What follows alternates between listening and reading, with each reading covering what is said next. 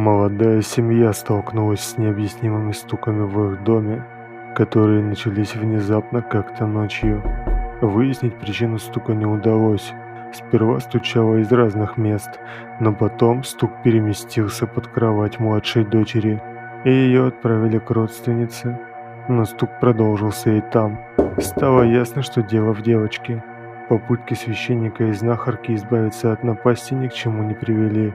Семья сожгла все новые вещи по совету колдуньи, но и это не помогло.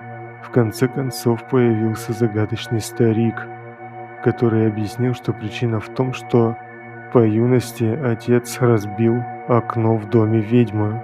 Она так и отомстила, только передалось не ему, а дочери. Старик провел ритуал, с тех пор в доме стучать перестало.